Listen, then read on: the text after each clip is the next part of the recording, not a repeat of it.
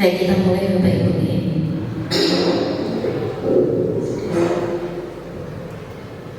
Assalamualaikum warahmatullahi wabarakatuh. Selamat pagi dan salam sejahtera bagi kita semua. Yang terhormat Kepala Sekolah SMK Negeri 1 Gesi, yang kami hormati Wakil Kepala SMK Negeri 1 Gesi, dan para hadirin yang kami banggakan. Pertama-tama marilah kita panjatkan puji syukur atas kehadiran Allah SWT, karena atas perkenannya kita dapat berkumpul pada acara aksi nyata modul 1.4 budaya positif pendidikan guru penggerak angkatan 7 SMK Negeri 1 Gesi dalam keadaan sehat walafiat. Adapun susunan acara yang telah kami susun sebagai berikut. Yang pertama, pembukaan. Yang kedua, menyanyikan lagu Indonesia Raya. Yang ketiga, sambutan. Keempat, acara inti. Dan yang terakhir, penutup. Untuk membuka acara, mari kita baca hamdalah basmalah bersama, dan untuk agama lain dimohon menyesuaikan. Bismillahirrahmanirrahim. Acara kedua yaitu menyanyikan lagu Indonesia Raya. Kepada para hadirin dimohon untuk berdiri.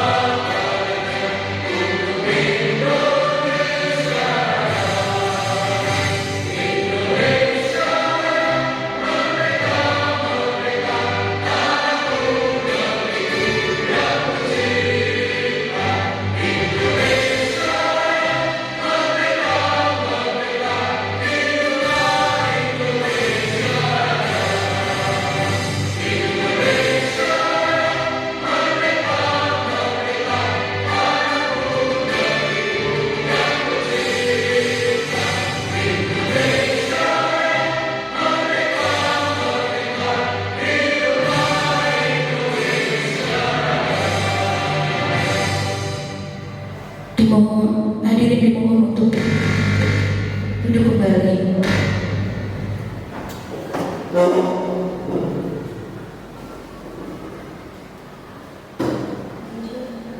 Menuju acara berikutnya yaitu sambutan yang akan disampaikan oleh Kepala SMK Negeri 1 Gesi kepada Bapak Dr. Andes Rohmat MPD. Kami persilakan.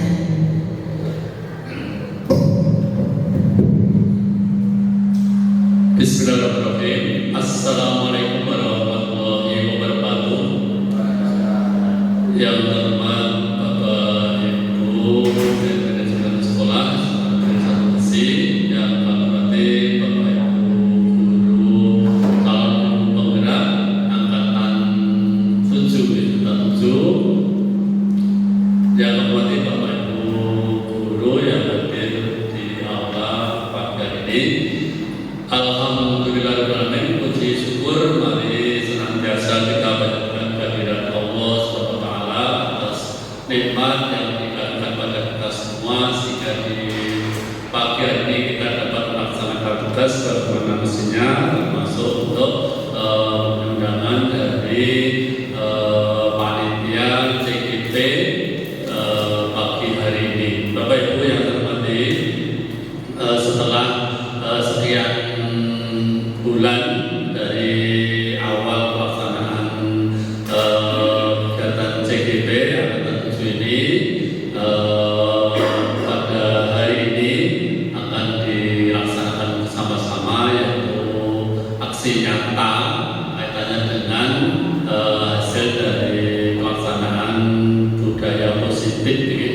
yang saya berharap ini tidak hanya untuk di semacam seminarkan ini, namun betul-betul diterapkan di dalam kehidupan persekolahan sehingga semakin hari semakin terbiasa. Yang namanya budaya itu kan berarti sudah membudaya harapannya melalui praktek-praktek kegiatan sehari-hari yang mungkin awal-awal harus dipaksa, kemudian dilaksanakan, digerakkan mulai dari tentunya adalah dari CGP-nya sendiri, ya.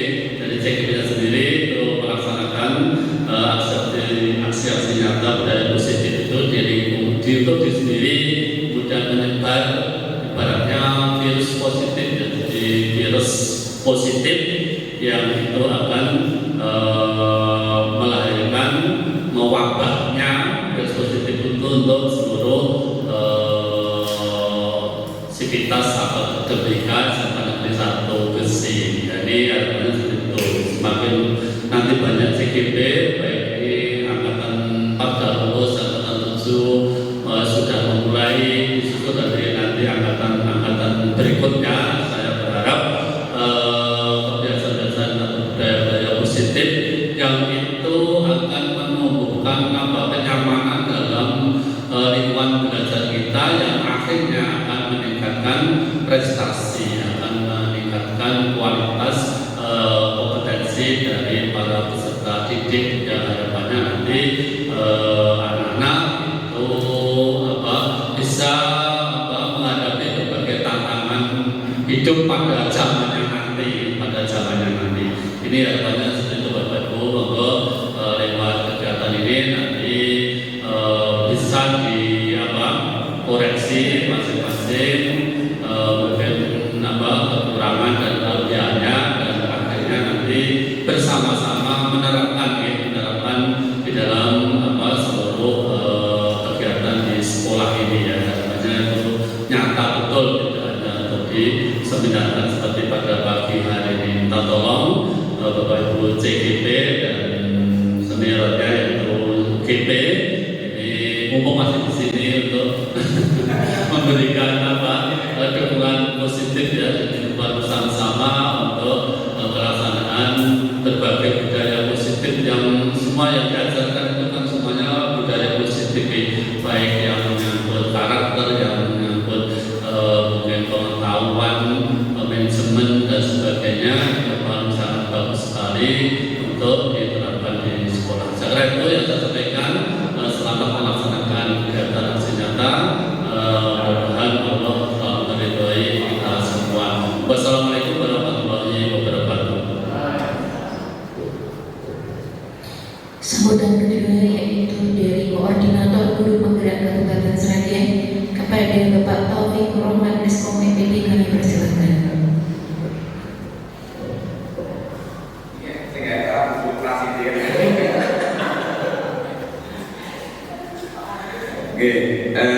Baik, bismillahirrahmanirrahim. Assalamualaikum warahmatullahi wabarakatuh.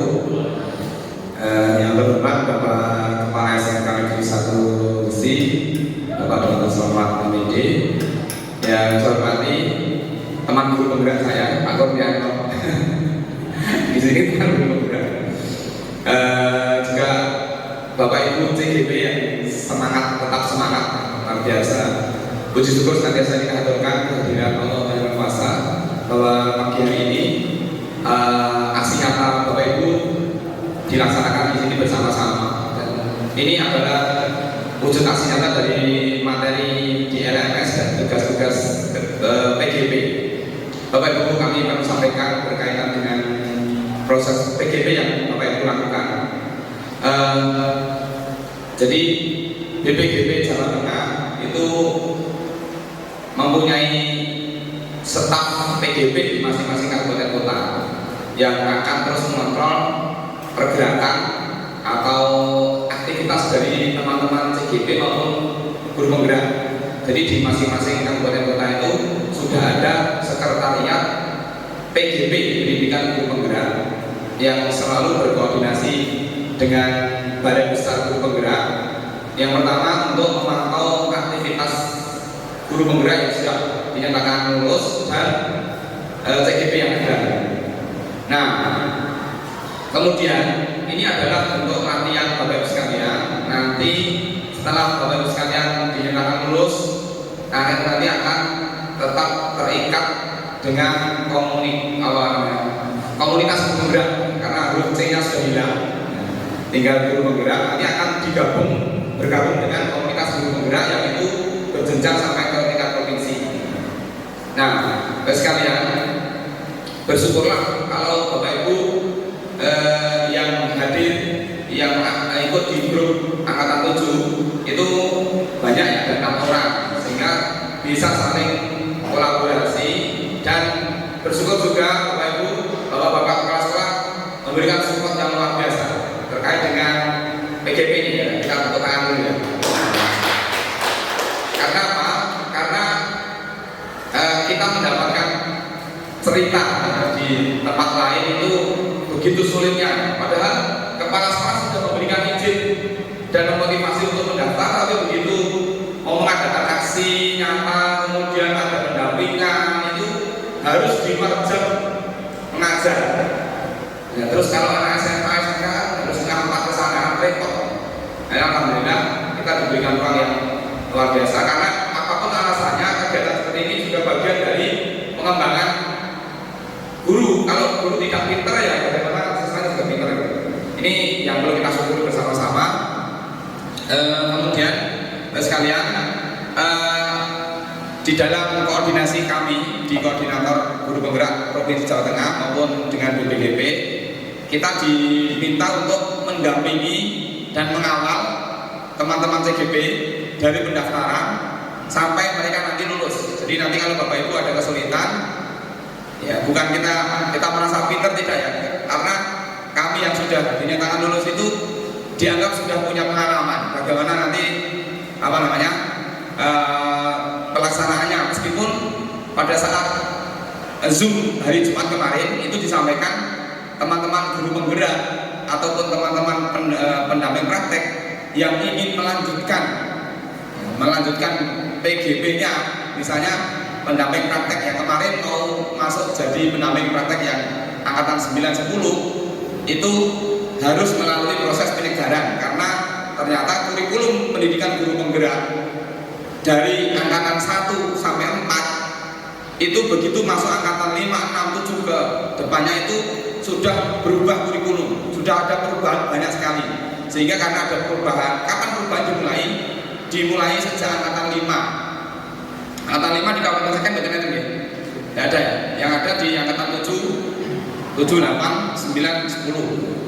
Ini. Jadi ini adalah kurikulum yang baru dari pendidikan guru penggerak, dan tenang saja ya Bapak Ibu sekalian, pokoknya dinikmati saja. Nanti kalau ada hal yang perlu dikomunikasikan dengan teman-teman guru penggerak di sini maupun di tingkat kabupaten maupun di dinas provinsi, dinas pendidikan Kabupaten Sragen, nanti bisa berkomunikasi dengan kami yang ada di sini. Selamat dan sukses untuk Bapak sekalian. Semoga selalu diberikan kelancaran dan nanti juga akan lulus menjadi guru penggerak untuk angkatan 7 ini. Terima kasih. Saya ucapkan Assalamualaikum warahmatullahi wabarakatuh. Sambutan berikutnya dari Wakil Kepala Bidang Ketenagaan kepada Bapak Purnianto ST MPD, kami persilahkan.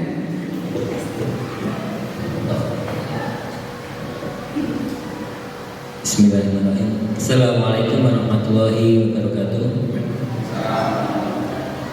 Alhamdulillahirrahmanirrahim. Wassalatu wassalamu ala rasulillah wa ala alihi wa sahbihi wa man Bapak yang kami hormati Bapak Kepala Sekolah, yang kami hormati Bapak Wakil Kepala Sekolah, dan yang kami cintai dan banggakan Bapak Ibu beserta sosialisasi atau penyebaran pemahaman pengalaman penerapan budaya positif pendidikan guru penggerak, dan terkhusus Bapak Ibu peserta Diklat Guru Penggerak SMK Negeri 1 Gresik. Di sini saya sebagai wakil kepala sekolah bidang SDM sangat bersyukur dan bangga bahwa di SMK kita yang terkenal di istilahnya di pinggiran, tetapi ternyata mempunyai guru-guru yang sangat bersemangat untuk maju.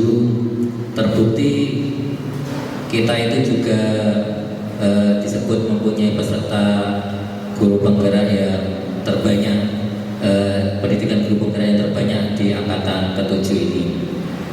Tepuk tangan untuk kita semua. Jadi maksud saya ini adalah ini menunjukkan eksistensi ya. Jadi kita bisa istilahnya mencoba mewarnai pendidikan di Kabupaten Sragen.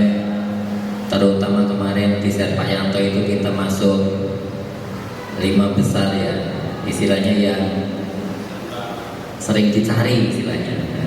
Jadi kalau orang mencari-cari SMK kita, SMK Gesi itu bisa muncul di halaman pertama dari slide yang lain. Nah, istilahnya adalah menjadi kebanggaan untuk kita semua. Jadi semoga nanti dengan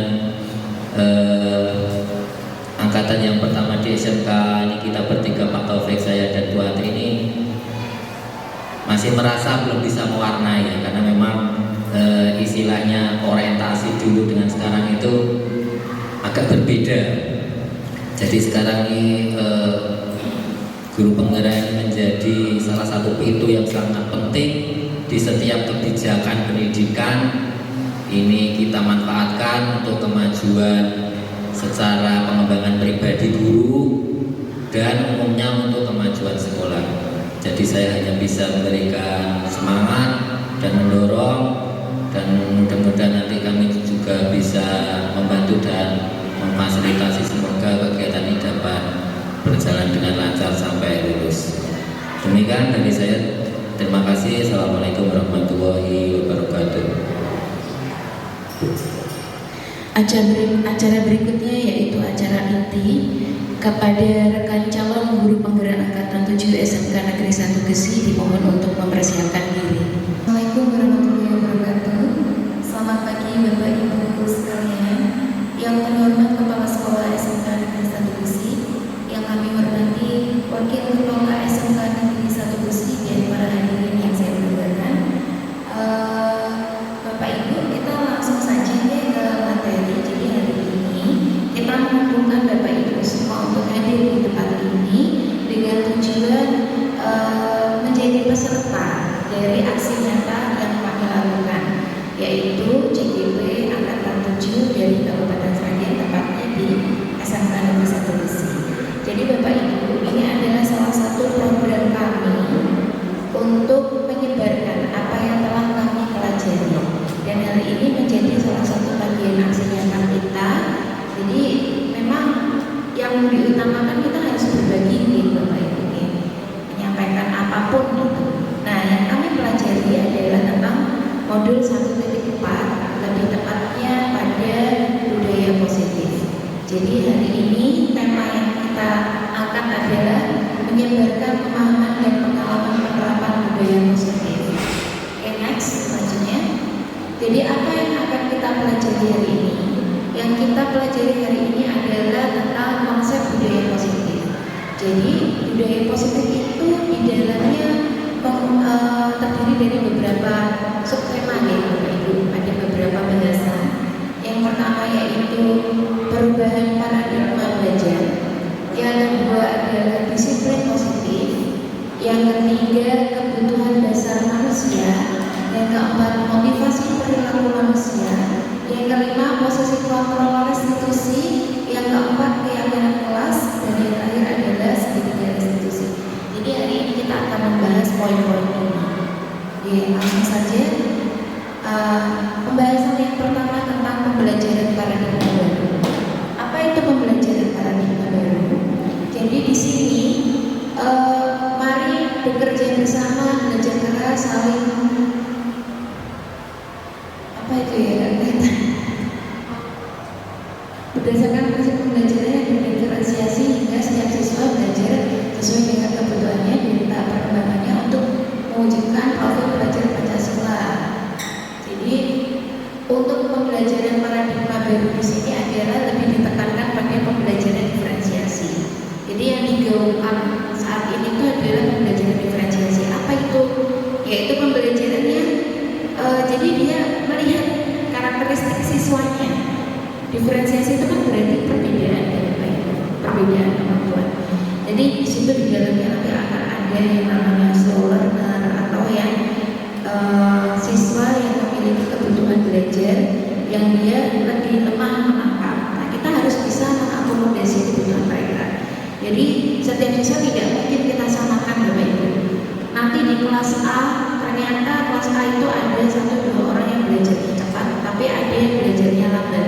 Nah, kita tidak bisa untuk memukul rata. Jadi di paradigma pendidikan baru ini kita harus memenuhi kebutuhan mereka juga supaya ya semua tujuan tercapai, tujuan pembelajaran tercapai. Jadi lebih mengambil ke kebutuhan anak, dan yang lebih ditekankan untuk pendidikan baru yaitu profil pelajar Pancasila. Jadi profil pelajar Pancasila ini karakternya harus kuat semua gitu Bapak Ibu. Apa saja itu ya banyak yang ada yang bertanggung jawab, mandiri, kreatif, berpikir kritis, bergotong royong, itu harus kuat semua.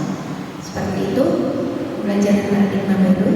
Selanjutnya, nah dalam budaya kita makna disiplin.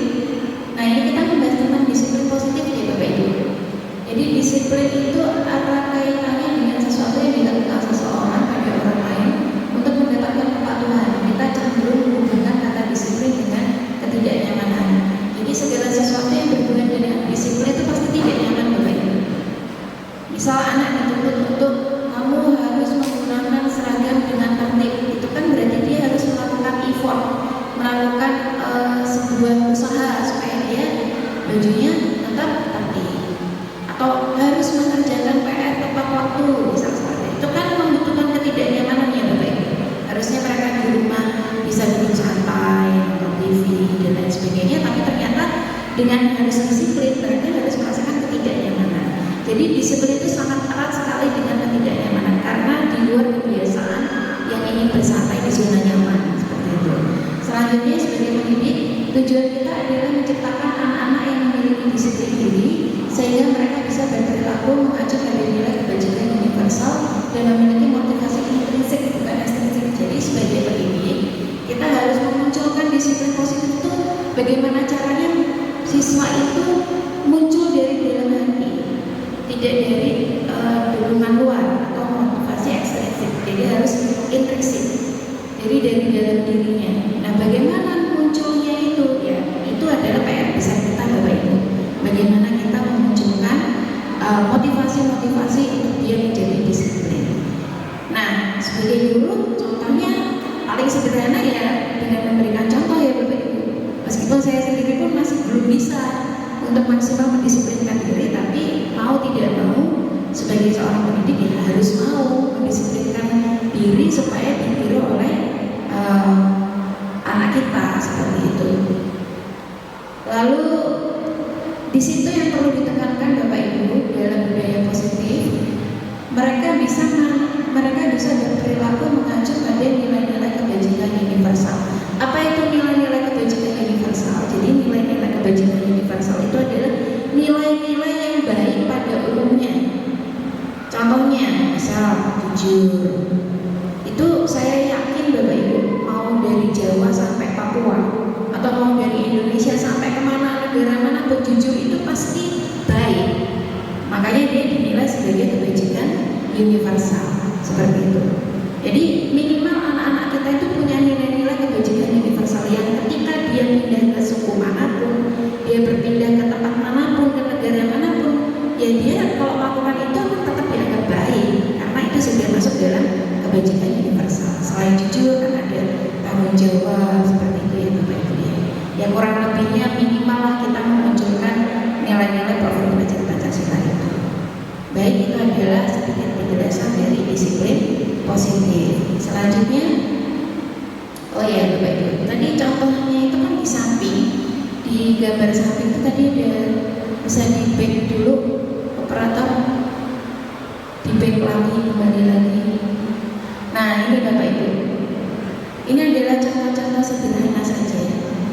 Gambar ini adalah salah satu contoh yang sudah kami lakukan dari rekan-rekan CPP lakukan yang di atas itu adalah Pak Radisnya. Dia membiasakan anak untuk melakukan sopan santun nih. Kalau di budaya Jawa itu seperti unggah-ungguh. Kalau melewati orang yang lebih tua, sedikit menundukkan badan. Nah, unggah-ungguh itu kan tergantung dari kondisi dari mana dia berasal. Yang berikutnya yang bawah itu salah satunya adalah menyapa siswa ketika mereka hadir di sekolah. Untuk salam sapanya seperti ini sederhana Bapak Ibu. Tapi kalau ini diterapkan, insya Allah menjadi karakter yang baik bagi siswa kita. Kadang anak itu melewati orang tua, kalau anaknya karakternya baik, pasti dia akan sedikit menunduk, unggah-ungguh seperti itu. Beda dengan yang karakternya belum baik. Saya yakin Bapak Ibu lebih paham. Oke, berikutnya. Oke, disiplin positif, masih disiplin positif. Oke. Disiplin positif merupakan salah satu cara penerapan disiplin yang bertujuan untuk menumbuhkan kesadaran serta memberdayakan anak untuk melakukan sesuatu tanpa sodorkan ancaman atau hukuman. Jadi intinya dari disiplin positif ini kita harus memunculkan dalam diri siswa kita. Nggak perlu disogok, nggak perlu dihukum. Jadi harus memunculkan kesadaran dirinya. Ketika dia sudah sadar, dia mau menerapkan, berarti dia sudah berhasil melakukan disiplin positif. Seperti itu. Selanjutnya, nah, kebutuhan dasar manusia. Di sini ada beberapa kebutuhan dasar manusia dari yang kami pelajari di pendidikan guru penggerak, utamanya di modul 1.4 kita belajar tentang ini Bapak Ibu. Jadi ada kebutuhan dasar manusia. Ada berapa itu? Ada 5 ya yang kita pelajari. Yang pertama adalah kebutuhan bertahan hidup jelas. Semua manusia hidup tujuannya untuk bertahan hidup. Ya, mau makan ya bertahan hidup, mau bekerja tujuannya juga bertahan hidup.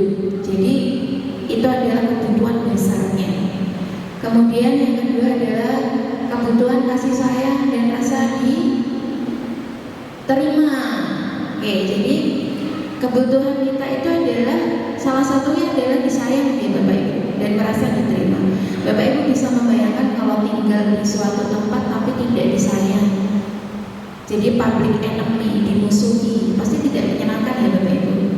Kemudian rasa diterima, bisa dibayangkan ketika kita di sebuah tempat kita tidak diterima, pasti kan tidak menyenangkan, kita tidak nyaman. Nah, siapapun orangnya, mau siswa, mau guru, mau siapapun, pasti dia ingin disayang dan ingin diterima. Nah, itu adalah salah satu juga kebutuhan dasar manusia. Berikutnya adalah penguasaan, kebebasan, kesenangan. Nah, berarti sebenarnya manusia itu juga butuh penguasaan Bapak Ibu. Maksudnya apa? Ya apapun. Dia ingin menguasai sesuatu atau dia ingin berarti begini Bapak Ibu, misalnya dia ternyata diamanahi untuk menjadi seorang misalnya ketua kelas paling sederhana dari anak kita. Dia pasti ingin bisa menguasai siapa? Ya, anak-anak lainnya, teman-teman lainnya. Ketika dia mampu menguasai, ya berarti dia mampu memenuhi kebutuhan dasar hidupnya gitu. Selanjutnya kebutuhan akan kebebasan. Jadi semua orang berhak untuk bebas, ya, bebas berpendapat, bebas berpikiran. Nah, itu termasuk dalam kebutuhan dasar hidup manusia. Dan yang terakhir adalah kebutuhan manusia akan kesenangan. Ini udah pasti tidak perlu dijelaskan Bapak Ibu pasti sudah paham ya. Karena kita semua itu pengennya senang. Apapun yang kita lakukan pengennya ya senang berarti itu kebutuhan dasar kita Bapak Ibu. Saya rasa nggak ada orang di dunia ini punya cita-cita yang sedih, nggak ada ya. Pengennya pasti senang. Begitu. Itu adalah 5 dasar kebutuhan kita. Selanjutnya adalah motivasi perilaku manusia. Jadi motivasi merupakan dorongan yang timbul pada diri seseorang secara sadar atau tidak sadar untuk melakukan suatu tindakan dengan tujuan tertentu. Jadi motivasi itu adalah niat ya Bapak Ibu, kalau saya menilainya niat, tapi munculnya dari sesuatu yang disadari atau tidak disadari. Saya niat belajar karena nilai saya jelek. Nah itu kan berarti kan sesuatu yang disadari berarti dia udah masuk dalam motivasi karena dia berubah perilaku dari yang awalnya tidak mau belajar menjadi belajar. Nah yang tanpa disadari bagaimana? Ya tanpa disadari dia tidak ada niat, tapi karena dia melihat temannya nilainya baik misal, terus dia akhirnya mau belajar, itu tanpa disadari. Nah itu juga masih masuk motivasi. Selanjutnya, menghindari ketidaknyamanan lingkungan, mendapatkan imbalan atau penghargaan orang lain, menghargai nilai-nilai kebijakan diri sendiri. Jadi motivasi itu kan dibagi menjadi intrinsik atau ekstrinsik, Bapak Ibu. Intrinsik itu yang saya sebutkan tadi, misal ada anak tidak bisa dapat nilai baik, terus dia dalam diri kok nilaiku elek ya. Berarti yang saya lakukan adalah saya harus belajar nih untuk mencapai nilai baik saya itu intrinsik. Kenapa? Karena dari dalam dirinya sendiri. Nah dia akan berubah menjadi ekstrinsik ketika apa? Ketika misal nilai saya jelek nih, ternyata teman sebagus saya nilainya bagus. Wah, kok bisa ya dia nilainya bagus? Akhirnya dia termotivasi. Nah itu akhirnya apa? Itu jatuhnya nanti jadi ekstrinsik karena dia dari orang lain, tidak dari dirinya sendiri. Nah yang paling baik adalah motivasi itu adalah yang intrinsik. Nah di situ ada menghindari ketidaknyamanan dan hukuman. Dia hanya mau mengerjakan PR kalau sudah dimarahi oleh gurunya. Kalau nggak dimarahi gurunya berarti dia nggak kerjakan. Nah, itu kan berarti masuknya ekstrinsik ya Bapak Ibu. Karena dia menghindari ketidaknyamanan, nggak nyaman diomelin, atau dia ingin menghindari hukuman. Saya nggak pengen dihukum nih, berarti saya harus mengerjakan. Nah itu adalah motivasi ekstrinsik. Contoh lain lagi, ingin mendapatkan imbalan atau penghargaan, misalnya dia itu melakukan sesuatu karena pengen dipuji, ingin dihargai, wah dia paling keren nih, dia paling jos nih. Nah itu berarti motivasinya masih motivasi ekstrinsik. Nah yang paling baik yang mana? Ya ini yang terakhir, yang motivasi intrinsik, menghargai nilai-nilai kebajikan diri sendiri. Jadi dia sudah tahu Bapak Ibu bisa membedakan ini yang baik, ini yang tidak baik. Berarti biar saya nanti jadi baik saya harus ini. Nah ketika dia sudah menyadari nilai-nilai kebajikan dalam dirinya sendiri, berarti itu sudah masuk dalam motivasi intrinsik. Gitu ya Bapak Ibu, ini adalah pembahasan tentang motivasi perilaku manusia. Baik, selanjutnya kita bahas tentang konsep disiplin dengan identitas gagal. Nah, apa itu? Identitas gagal itu maksudnya begini Bapak Ibu. Jadi ketika kita identitas itu kan berarti wujud dari dirinya dia ya. Identitas dirinya dia. Apa yang dia miliki? Itu akan gagal Bapak Ibu. Ketika apa? Dibagi menjadi dua, hukuman dan penghargaan.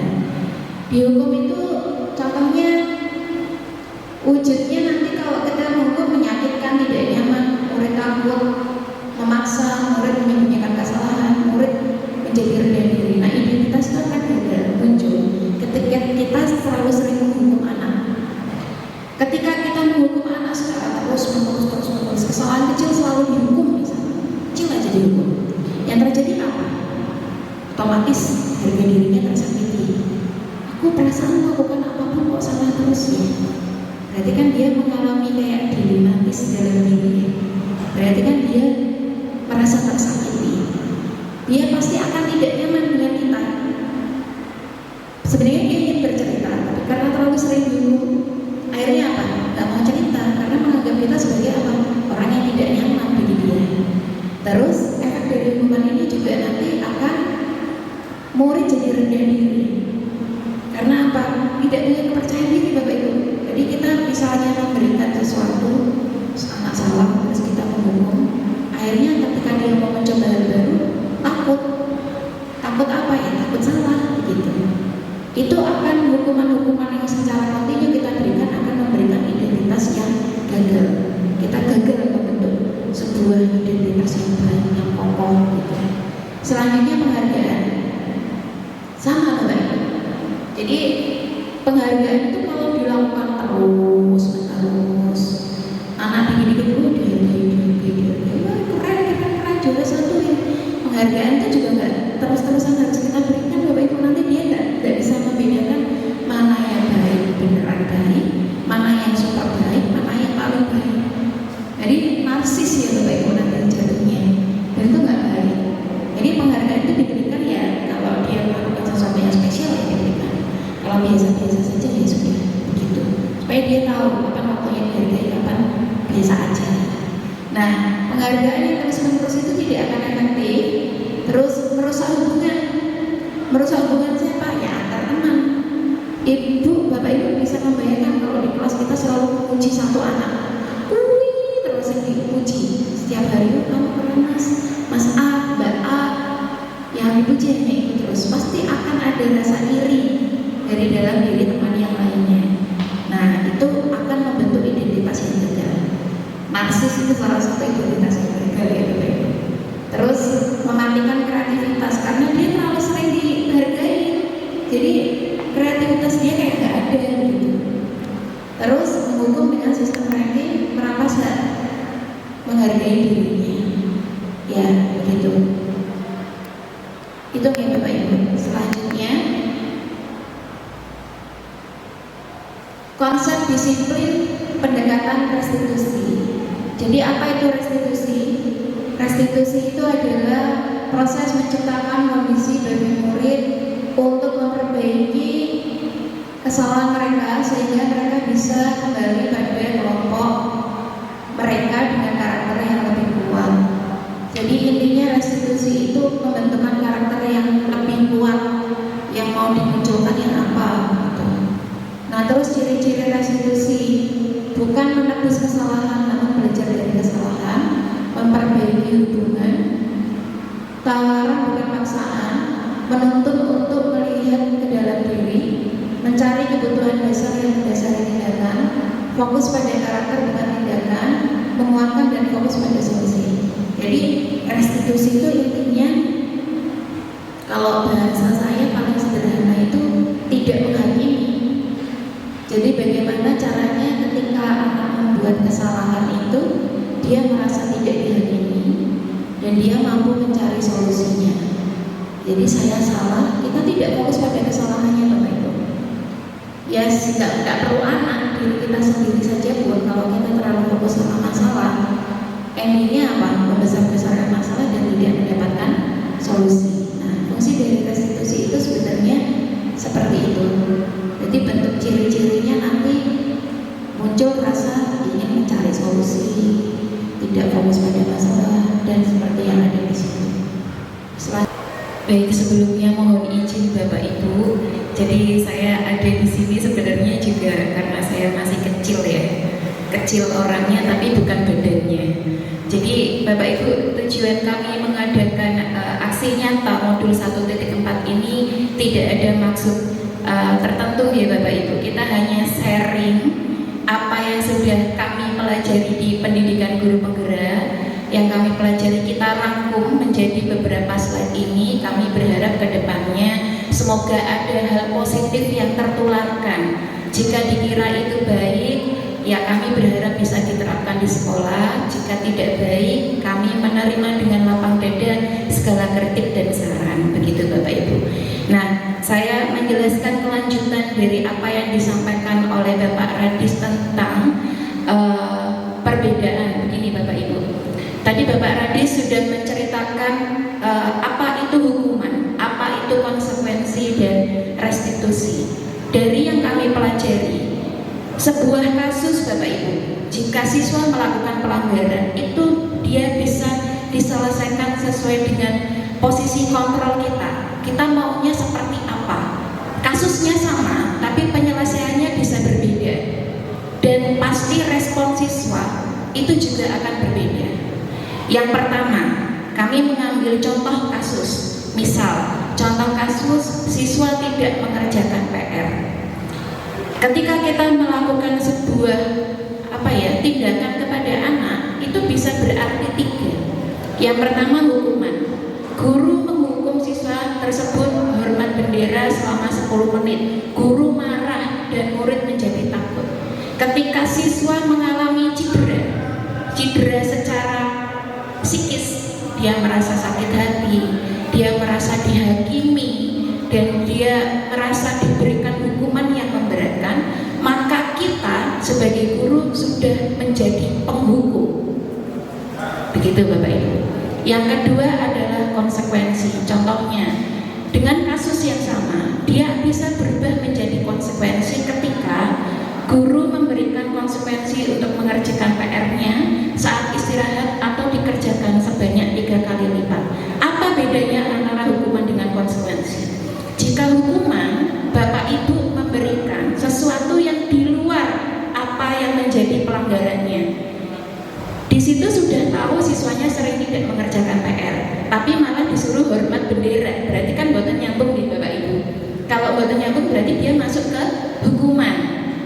Tapi ketika dia disuruh mengerjakan PR, tapi jumlahnya lebih banyak, sebenarnya nyambung dengan tindak pelanggarannya. Tapi kan dia harus mengerjakan berkali-kali lipat.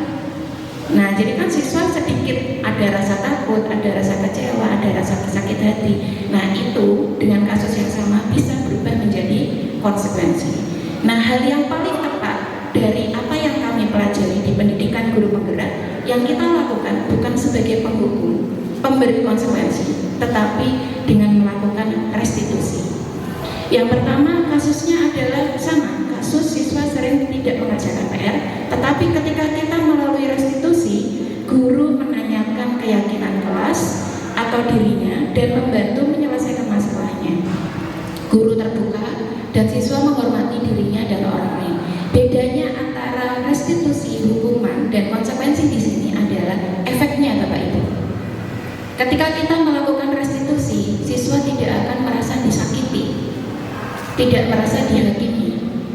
Dalam artian kita fokus pada solusinya, jadi bukan kesalahan siswanya. Kamu kok nggak kerjakan PR? Seperti itu. Piye nanti bagaimana? Seperti itu.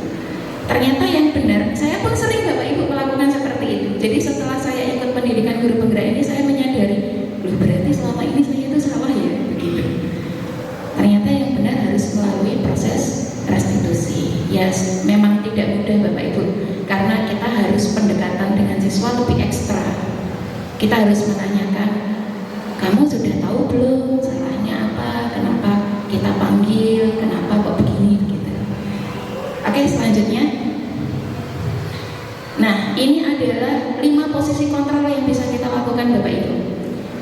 Yang pertama adalah penghukum, seperti yang saya jelaskan tadi.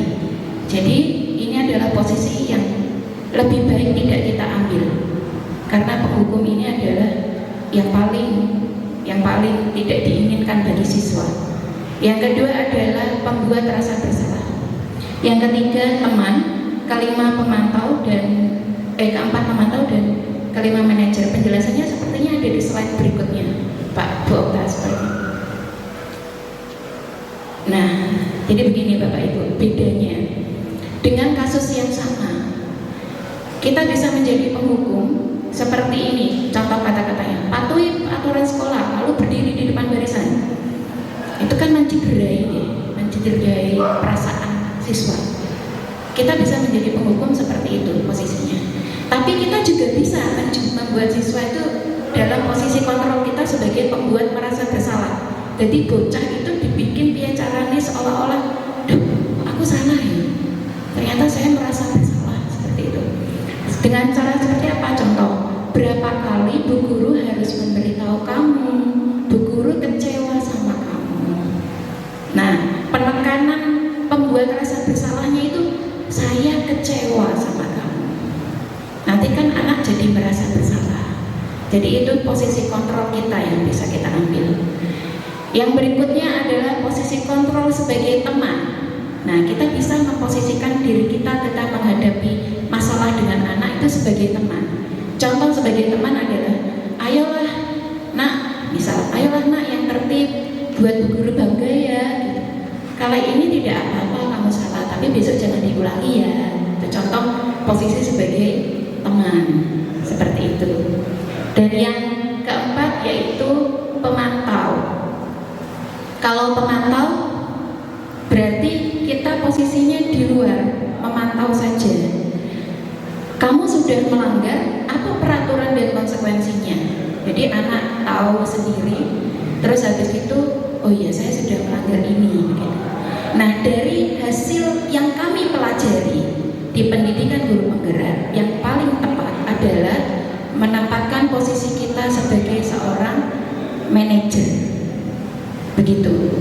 Dan ini yang paling sulit diterapkan Bapak Ibu. Yang paling mudah memang yang paling kiri ini paling mudah. Dan saya pun sering melakukannya. Dan yang paling sulit adalah posisi yang paling kanan ini.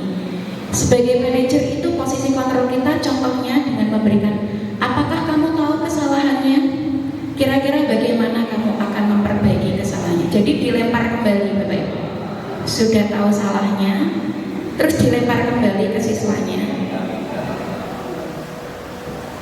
Jadi dilempar kembali ke siswanya untuk mencari solusinya sendiri.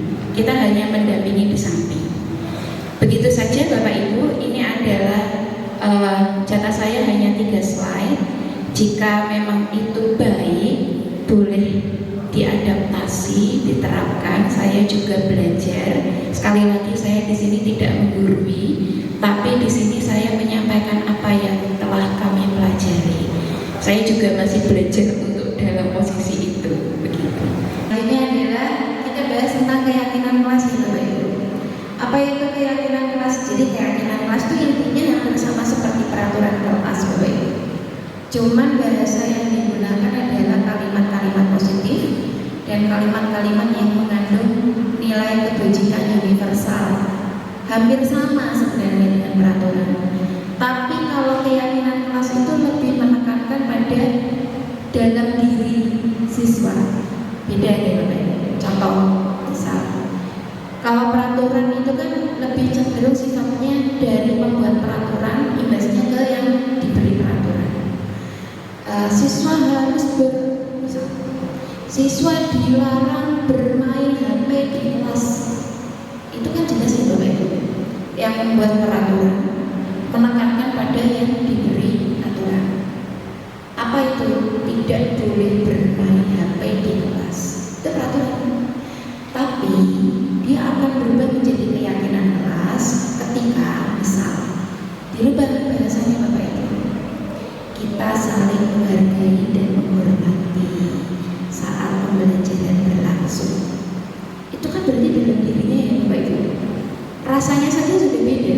Berarti di dalam dirinya itu keyakinan saya di kelas ini adalah saya harus menghormati dan menghargai. Kan salah satu wujud menghormati guru apa? Ketika diterangkan tidak bermain HP. Jadi dia tidak mengikat, bentuknya tidak keras sekali itu loh Bapak. Bahasanya kan kalau orang keras ya, lebih keras. Dilarang bermain HP di dalam kelas. Bandingkan dengan keyakinan kelas. Keyakinan kelas itu kan berarti apa yang diyakini di kelas. Jadi yang ada di dalam hatinya. Oh, bahasanya lebih ringan dan lebih universal. Terus kalimat yang keluar juga kalimat-kalimat bentuknya kalimat-kalimat positif, saling menghargai dan menghormati seperti itu.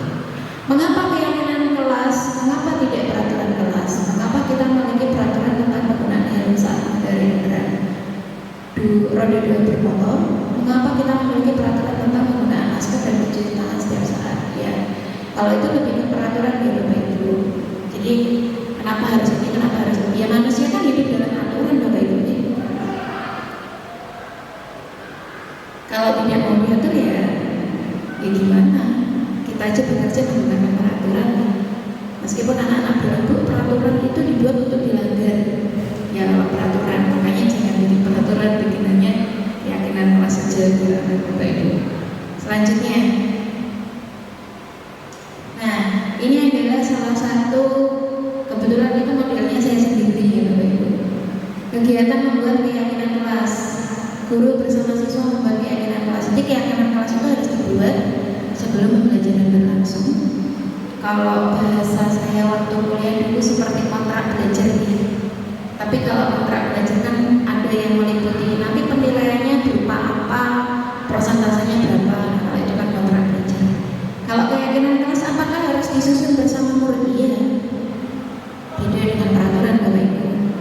Kalau peraturan saya sendiri yang bikin, terus saya siswa itu bisa. Tapi kalau keyakinan kelas tidak bisa. Harus dilakukan bersama dengan muridnya karena harus disepakati. Oke. Gitu. Terus berdiskusi tentang peraturan. Kalau misalkan peraturan menjadi keyakinan, menempelkan keyakinan di kelas, ini prosesnya adalah yang pertama diskusi dulu. Apa nih yang kira-kira harus kita yakini selama belajar bersama, misalnya itu. Setelah berdiskusi, terus kita eliminasi tuh mana bagian yang paling penting. Selanjutnya dituliskan Bapak Ibu. Jadi tidak hanya diyakini tok itu enggak. Jadi dituliskan kemudian dijadikan seperti itu contohnya. Selanjutnya, nah ini adalah salah satu contoh keyakinan kelas. Kemarin saya membuat ini ya Bapak Ibu. Yang pertama, kita saling menjaga kenyamanan dan keamanan. Tujuannya apa? Tujuannya supaya contoh sederhana. Kalau kita saling menjaga keamanan dan kenyamanan, namanya saja menjaga kenyamanan, berarti semua orang yang ada di situ berhak untuk nyaman. Tujuannya apa? Supaya tidak ada bully di dalam kelas. Kalau dia membuli temannya, otomatis temannya kan merasa tidak nyaman. Nah, kalau tidak nyaman, berarti dia sudah melanggar keyakinan kelas. Itu ya Bapak Ibu. Selanjutnya, kita saling menghormati dan menghargai. Nah, ini seperti contoh yang saya berikan tadi. Kita harus saling menghargai dan menghormati. Jadi nggak ada ceritanya ketika guru menerangkan terus muridnya ngoceh karpe dewe. Ngoceh karpe dewe berarti kan dia tidak menghargai gurunya. Nah, kalau keyakinan kelasnya sudah masuk ke dalam diri siswa, berarti dia akan selalu mengingat bahwa oh ya saya harus menghargai ini. Jadi gurunya ngomong ya dia diam, atau temannya berpendapat ya dia diam. Seperti itu. Terus kita selalu bersemangat berdua bersama, kita belajar dari kesalahan dan melakukan perbaikan. Nah, itu adalah contoh-contoh keyakinan kelas Bapak Ibu. Dan ini bisa dimodifikasi tergantung dengan kondisi kelas Bapak Ibu semua. Seperti itu. Jadi boleh ditiru. Kalau ada yang positif silakan diambil. Selanjutnya, bagaimana pembentukan keyakinan kelas? Nah, ini yang saya sampaikan tadi Bapak Ibu. Jadi keyakinan kelas itu lebih abstrak dari peraturan, tidak tegas Bapak Ibu. Enggak, kayaknya kesannya itu kayak dia tahu gitu ya, karena dia bentuknya keyakinan bukan peraturan. Terus berupa pernyataan universal. Nah, seperti yang saya sampaikan tadi. Jadi bahasa-bahasa yang digunakan adalah bahasa universal. Jadi ketika dia diterapkan, misalnya ya Bapak Ibu, keyakinan kelas itu kalau saya menangkap tuh ciri-cirinya dia diterapkan dimanapun bisa. Mau di kelas A, di kelas B, di sekolah A, di sekolah B bisa. Kenapa? Karena itu wujudnya bahasanya adalah bahasa universal. Jadi dimanapun dia bisa diterapkan. Beda kalau di sebuah kelas peraturan itu kan kalau peraturan jelas. Peraturan SMK Negeri 1 Besi berarti miliknya SMK 1 Besi. Tidak bisa diterapkan di yang lain. Begitu maksud saya. Terus selanjutnya dibuat dalam bentuk positif, maksudnya kalimatnya positif Bapak Ibu. Jadi bentuk kalimatnya positif, misalnya dilarang mencontek berarti diubah dengan kata-kata jujur gitu. Atau misalnya tidak boleh terlambat, bukan tidak boleh terlambat Bapak Ibu. Jadi bahasanya bukan tidak boleh terlambat tapi datanglah tepat waktu. Nah, itu kan bahasanya, kalimatnya positif. Terus sedikit saja agar mudah diingat. Jadi keyakinan kelas itu nggak kayak peraturan. Kalau peraturan itu panjang, ada balet yang numbering lah. Nah, kalau keyakinan kelas tidak. Jadi dia hanya merangkum saja, sifatnya merangkum, tapi bisa diterapkan ke semuanya. Tuh. Terus sesuai dengan kondisi kelas dan sekolah agar mudah diterapkan ya. Jadi keyakinan antara satu kelas dengan kelas lainnya, sekolah satu dengan sekolah lainnya itu ya dilihat sifatnya, kondisi sekolahnya. Semua warga sekolah dilibatkan dalam pembuat ya. Kalau keyakinan kelas berarti ya warga kelas. Kalau keyakinan sekolah berarti warga sekolah. Gitu ya.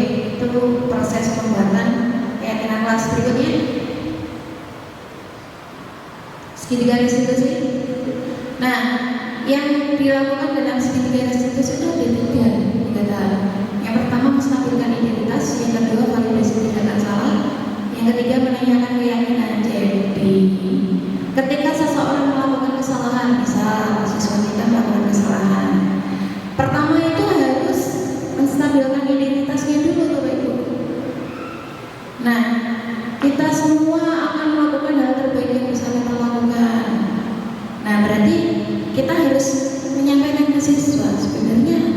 salahnya dia itu apa itu harus disadari sama dia sendiri, jangan kita yang menyadarkan.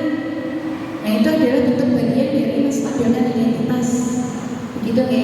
Yang selanjutnya adalah validasi tindakan salah. Maksudnya apa? Misal anak melakukan kesalahan, kita jangan serta-merta kamu habis ini loh, enggak. Tapi kita sampaikan aja dulu, kamu kenapa saya panggil ke sini sudah tahu salahnya apa, misal begitu. Nah berarti kan anak tahu salahnya dia sendiri, jadi dia menyampaikan kesalahan dia sendiri tanpa kita yang menanyakan. Yang selanjutnya yaitu menanyakan keyakinan ya. Yang terakhir ketika dia sudah tahu kenapa dia dipanggil, sudah tahu salahnya. Yang terakhir adalah menanyakan keyakinan. Berarti diingatkan kembali Bapak Ibu, kemarin keyakinan kelas kita apa ya? Apakah kamu melanggarnya? Nah, setelahnya baru mencari solusi. Seperti itu ya Bapak Ibu kurang lebihnya langkah segitiga restitusi. Oke, berikutnya. Nah ini adalah salah satu contoh penerapan segitiga restitusi Bapak Ibu.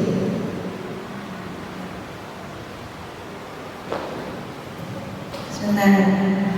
Jadi ini adalah yang saya lakukan.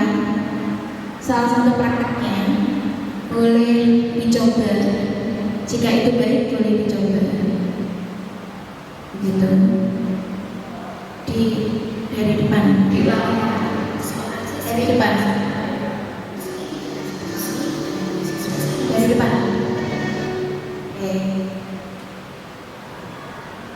Silakan disimak Bapak Ibu. Kali ini saya akan membahas ilustrasi kontekstual modernisasi kehidupan, yaitu tentang segitiga restitusi.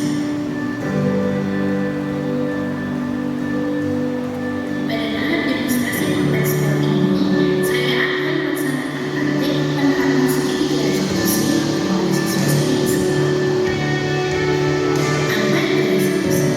Restitusi adalah proses peningkatan kondisi dari untuk memperbaiki kesalahan mereka, sehingga mereka bisa kembali ke kehidupan mereka yang benar-benar sepanjang tahun 2004. Maka proses penerapan segitiga restitusi dibagi menjadi 3 tahap. Yang pertama, menstabilkan identitas. Yang kedua, validasi tindakan yang salah. Dan yang ketiga, menanyakan keyakinan. Dalam persiapan praktik penerapan segitiga restitusi, saya membagi menjadi 5 tahap. Yang pertama, pengembangan ide. Yang kedua, penulisan skenario. Yang ketiga, memulai. Dan yang terakhir, pengembangan. Sebelum ke pembahasan kasus, berikut saya membuatkan keyakinan relasi kita sebagai sebelumnya. Yang pertama, kita saling menjaga kenyamanan dan keamanan. Yang kedua, kita saling menghargai keberadaan. Yang ketiga, kita selalu bersemangat untuk bersama. Dan yang terakhir, kita belajar dari kesalahan dan melakukan perbaikan. Dalam praktik penerapan segitiga restitusi, saya mengambil 2 kasus. Kasus pertama, siswa menulis. Kasus 1. Selama 3 kali pertemuan berturut-turut menceritakan seorang siswi kelas 10 SMK Negeri 1 Gresik dengan wajar membolos karena dia ingin menghindar dan merasa bahwa pelajaran ini sangat mencuri hidupnya. Ada seorang siswi lain di kelasnya yang mengatakan kepada guru bahwa Lanjar kerap kali pergi ke perpustakaan jika mau bolos. Berdasarkan hasil laporan dari Lanjar tersebut, maka guru memanggil Lanjar dan menyelesaikan permasalahannya dengan angka segitiga restitusi.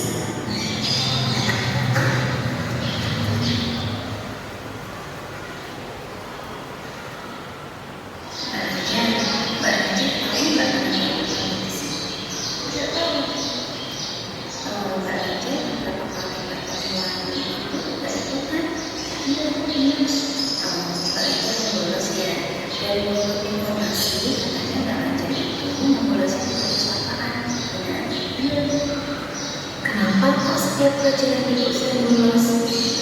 Saya tidak suka pelajaran matematika karena pelajaran matematika itu sangat sulit dan memberatkan. Oh gitu, pelajaran matematika susah ya. Lantas misalnya Mbak Raja tidak bisa belajar matematika, apakah benar lulus?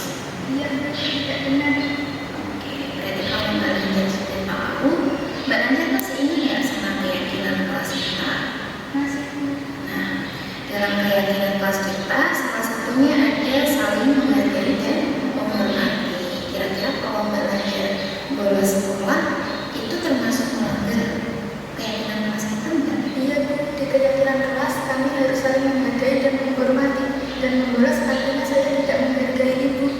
Jadi menurut Mbak Raja, menghargai dan menghormati orang lain itu penting nggak? Karena saya juga ingin dihargai. Baiklah, jadi kamu sudah tahu bahwa keyakinan kelas kita ini baik dan setiap orang itu pasti pernah melakukan kesalahan. Jadi hal itu manusiawi, Ibu juga pernah melakukan kesalahan. Nah, karena melakukan kesalahan itu kita tetap harus memperbaiki ya.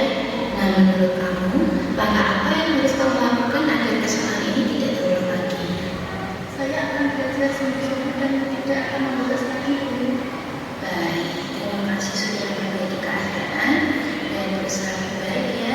Ibu doakan semoga Mbak Raja jadi anak baik, anak sukses, dan mampu memahami peraturan ya.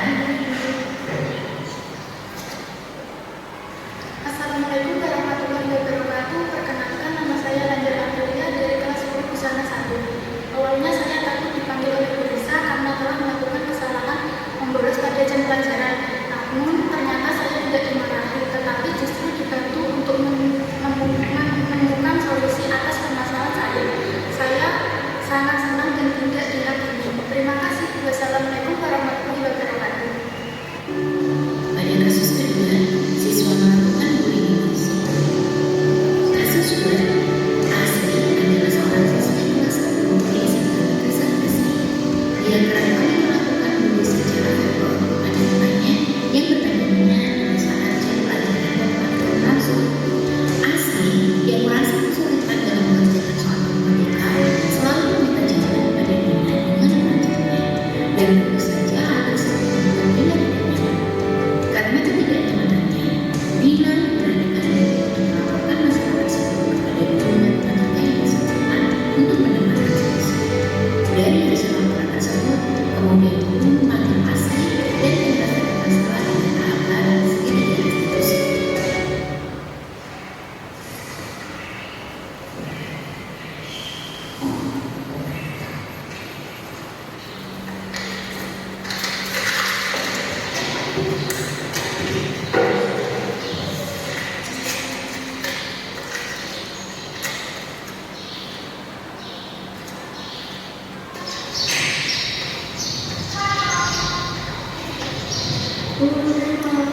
Iya, Mbak Desi. Saya sudah dikumpul Asri di kelas. Dia selalu ingin satu belajar kepada saya. Seperti itu bisa. Iya, Mbak. Oke, nanti Ibu kasih laporannya nanti. Ya. Terima kasih. Oke. Saya kamu yang bisa diambil. Saya yakin dengan laporan dari diri kalau bahasa itu beberapa pelajaran seperti pelajaran yang saya. Saya juga Ini kalau segini tadi udah ada. dia itu sama saya, tapi saya tidak benar-benar dengan dia. Saya tidak ingin saja. Jadi ini bisa kamu. Iya, pasti. Pasti bisa dengan keyakinan kelas kita ya. Salah satu keyakinan kelas kita itu menjaga keamanan dan kenyamanan. Dan kalau bahasa keamanan itu termasuk keamanan kelas kan? Dia beri saya teman dengan kelas. Saya membuat suasana kelas menjadi tidak nyaman. Menurut Mbak Asri, apakah Mbak Asri yakin kalau menjaga keamanan dan kenyamanan kelas seperti ini? Yakin menjaga kelas aman dan nyaman itu penting.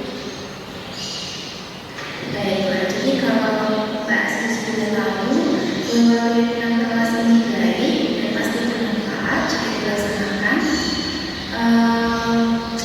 Ibu akui ya, membuat kesalahan itu manusiawi. Semua orang itu pasti bisa melakukan kesalahan. Ibu pun juga pernah melakukan kesalahan. Namun, jika kamu membuat kesalahan, kira-kira langkah apa yang kamu lakukan supaya kamu bisa mengakhiri kesalahan itu? Saya akan meminta maaf pada diri dan saya akan memberi berganti ke sikap supaya suasana pasukan aman dan lagi. Saya berjanji tidak akan melakukan kesalahan itu lagi. Baik, terima kasih atas sudah berusaha untuk memperbaiki keadaan. Jadi lebih baik doakan semoga kedepannya Anda bisa menaati aturan dan juga bisa mengabaikan. Perkenalkan, nama saya Asri Gandini dari kelas 10 Busana 1. Awalnya saya takut dipanggil oleh Bu Lisa karena telah melakukan kesalahan menemui teman. Namun ternyata saya tidak dimarahi, tapi justru dibantu untuk menemukan solusi atas permasalahan saya. Saya merasa senang menyelesaikan masalah dengan langkah-langkah di segitiga restitusi. Terima kasih. Restitusi membantu siswa untuk jujur pada diri sendiri dan mengevaluasi dampak dari kesalahan yang dilakukan tanpa merasa dihakimi. Melalui restitusi kita dapat membantu siswa menjadi lebih memiliki tujuan, disiplin positif, serta memperbaiki dirinya setelah melakukan pelanggaran. Penekanannya adalah untuk menjadi orang yang menghargai nilai-nilai kebajikan yang mereka percayai. Sekian demonstrasi singkat dari saya. Baik Bapak Ibu restitusi. Demikian adalah tayangan, salah satu tayangan dari 2 kasus yang coba saya praktekkan dari penerapan segitiga restitusi. Nah, dari tayangan tersebut Bapak Ibu boleh mengambil nilai positifnya. Jika itu bermanfaat, boleh dicoba ya Bapak Ibu. Saya rasa sih bermanfaat ya, saya rasa. Saya juga baru kemarin mencoba ternyata seperti ini segitiga restitusi. Jadi kedepannya kemungkinan besar akan saya gunakan juga. Begitu.